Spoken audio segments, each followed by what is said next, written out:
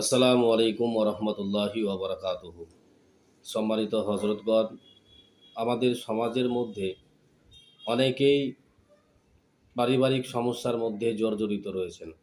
কেউ বা মেয়েলি সমস্যায় হোক, কেউ বা শারীরিক সমস্যা হোক বা মানসিক সমস্যা, এটা নিয়ে খুব চিন্তিত রয়েছেন আপনারা, যে বাড়ির মধ্যে জিনের উৎপাত রয়েছে, না জিনকে সরাতে পারছেন, না আপনি ট্রিটমেন্ট করতে পারছেন, বা আপনি কবিরাজ বা কোনো মোতাব্বিরের কাছে যাচ্ছেন, সঠিক কোনো স্থান পাচ্ছেন না খুঁজে।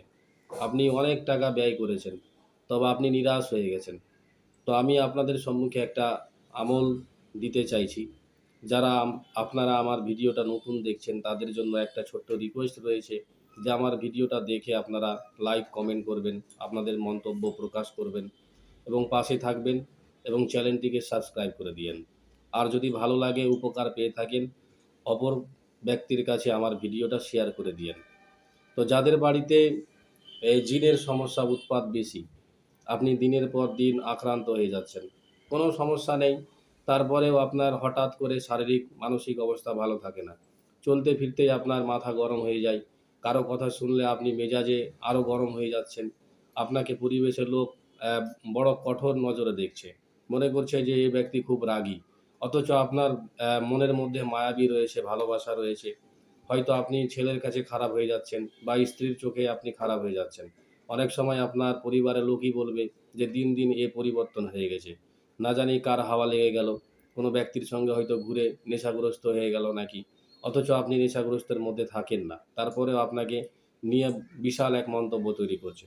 তো সম্মানিত হজরতগণ, এই সমস্যায় যারা জর্জরিত রয়েছেন বা বাড়িতে দৃষ্টিগত জিনের আসর রয়েছে, শরীরে ভর করে না, দূর থেকে আপনার মাথাটাকে গরম করে রাখছে, তাদের ক্ষেত্রে বলবো আপনি আয়তুল কুরসি আপনি পড়বেন, তেলাওয়াত করবেন জোরে জোরে। কোন সময়? মাগরিবের পরে। মাগরিবের পরে আপনি ডাইনিংয়ে বা ঘরের মাঝখানে দাঁড়িয়ে কেবলামুখী হয়ে আপনি আয়তুল কুরসি পড়ে আপনার ডান হাতের তালুতে ফু দিবেন, একটা তালি মারবেন, দ্বিতীয়বার পড়ে আবার একটা তালি মেরে দিবেন তৃতীয়বারে সেম নিয়মে। তারপরে এই হাতের মুখটাকে বন্ধ করে আপনি আপনার রুমের মধ্যে চলে আসবেন, কারোর সঙ্গে কথা বলবেন না, কিছুক্ষণ বন্ধ রাখবেন। তারপরে মুখটাকে খুলে মহান রব্বুল আলামিনের কাছে দুই হাত পেতে আপনি ভিক্ষে চাইবেন, যে আপনার যেটা আপনি সমস্যায় ভুক্তভোগী রয়েছেন, সেই সমস্যা নিয়ে আপনি আল্লাহ মহান রব্বুল আলামিনের কাছে দরখাস্ত করবেন, যে মহান রব্বুল আলামিন, এর সমস্যার সমাধান আপনি আমার রাস্তা দিয়ে দিন, বা আপনি আমাকে এই সমস্যা থেকে মুক্তি করুন। আমি এক নিরাশ হয়ে পড়েছি বা আমি সমস্যায় পড়েছি, যে ব্যর্থ হয়ে গেছি। মহান রব্বুল আলামিন, দুনিয়ার কোনো ব্যক্তির কাছে কোনো জিনিসের কমি হতে পারে, মহান আল্লাহ আপনার কাছে কোনো জিনিসের কমি নাই। তো ইনশাআল্লাহ বেশ কিছুদিন করলেই আপনি সমস্যার সমাধান পেয়ে যাবেন।